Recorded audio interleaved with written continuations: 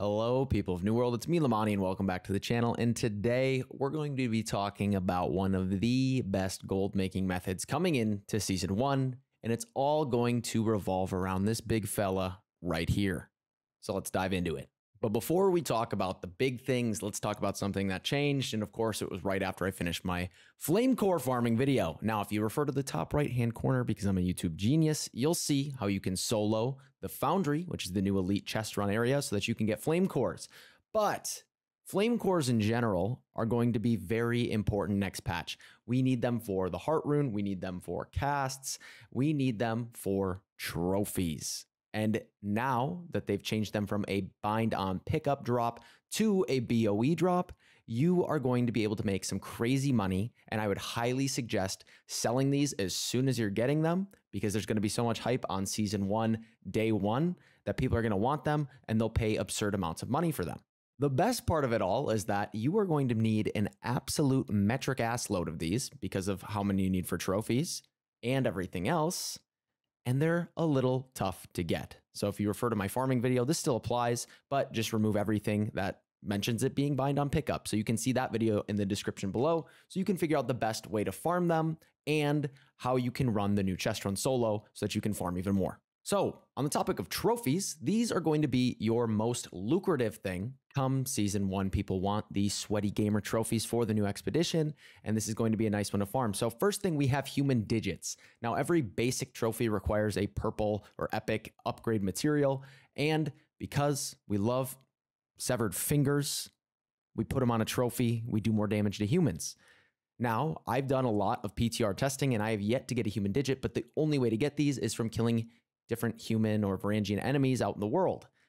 Lucky you, if you watch that flame core farming video, one of the best ways to farm them is to just mass pull open groups of them. And so you're likely to get a human digit.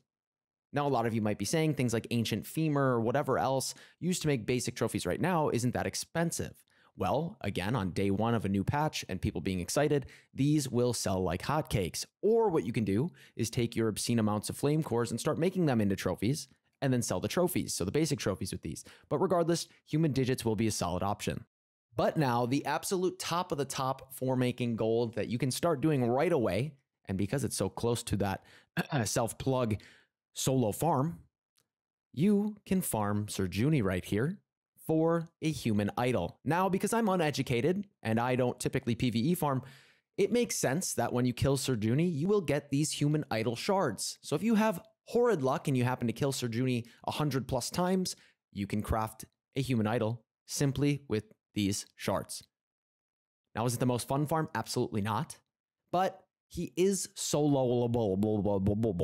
Okay, you can solo him. There's a large open area that you can just run back and forth. Because I'm a PvE god, I did it myself just to prove it to you. But most likely, you'll have many groups ready to farm him and sit there all day long. Now, Sir Junie does spawn in 2 areas. He does spawn by the docks underneath by the Foundry, which is a little bit tighter of a location. Otherwise, the optimal spawn is over here by all the alligators. Now, this is how you can farm him. Simply just run him back and forth in an open area with a ranged weapon like a bow. You can do it with a life staff. Honestly, I did it with a life staff and a hatchet. It just takes 60 years. You just have to be careful. What I'll tell you is, the new Varangian enemies like this, they do their little lightning charge. Watch out on the ground. It's easy to dodge, but if you happen to step in these lightning zones from either of the lightning strike abilities, you are going to get stam drained instantly and retain a debuff that's going to continue draining you. So you need to somehow cleanse it. I just use stone form every time if I happen to step on it like an idiot, and I was good to go. Regardless, this human idol will always, when not many players have it yet, be expensive. So if you want to just have a quick little farm on top of your flame cores, maybe even in between farming them, or you go over into the Foundry and you start farming them with a group, and then you kill Sir Junie on reset, this can be a very lucrative way to just sit there, grind coin, and you'll be set for Season 1.